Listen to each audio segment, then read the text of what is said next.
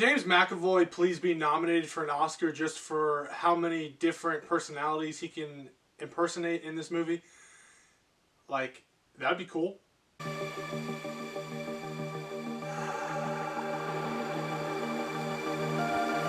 Last. So, this movie is 2 hours, and simply put, it is boring. It is a slow 2 hours. It kind of reminds me of Unbreakable. I did enjoy Unbreakable a little bit, but again, it was just a slow and not really much going on. And then you have Split, a little more faster paced in my eyes, kind of more had me on the edge of my seat almost. And then so you're not really sure what to get in this movie.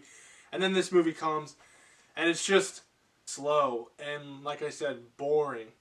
And that's really like this movie could have been 30 minutes. Like, that's the 2 hour mark. I don't understand why that was there. And by the end of the movie, there is no real payoff. You know, I was like, okay, the ending happens, and I'm like, you killed everyone.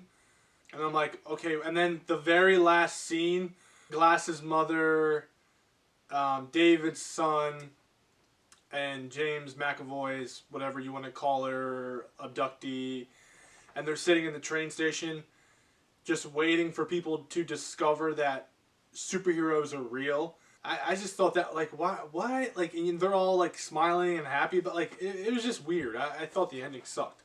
With that being said, the acting from James McAvoy, like I said, the different personalities he was coming on, like, so many, and there's a scene where he's just going through them, and he's just changing up his personality, like, every, like, 30 seconds and going. I thought that was awesome. Like, his acting was very good, and that goes with Samuel L. Jackson as well, playing Mr. Glass. He killed it. I mean, Samuel L. He pretty much kills it in every movie he's in.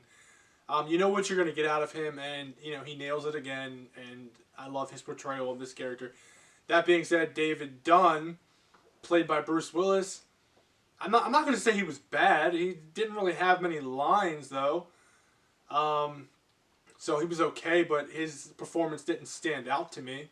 The one thing I got from this movie, the takeaway, was that this is what it would be like if superheroes were real. This movie makes the most sense. This universe, right?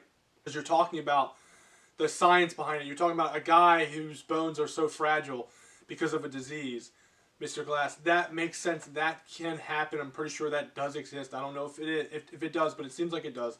And then you've got these two characters who are just a little bit stronger than most. Now, I know James McAvoy's character can climb up shit, but again, they try to explain that in the movie a little bit, talking about rock climbing and this and that.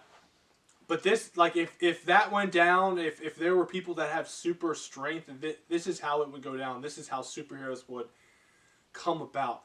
That's the one takeaway I got from this movie, which was kind of a cool take with, definitely, like, superhero movies, comic book movies are, huge right now, so that puts a cool twist on it, which, going back to Unbreakable, M. Night Shyamalan's one of his first movies, and, that was, like, early 2000s.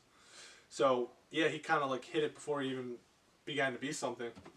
With that being said, I am going to score this movie a 6.1.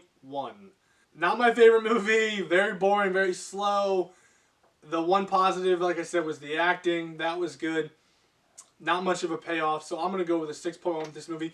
Let me know in the comments below, do you agree with my score? Do you not agree with my score? And please subscribe, because that helps me, and in return, I can help you. And as always, thank you for watching.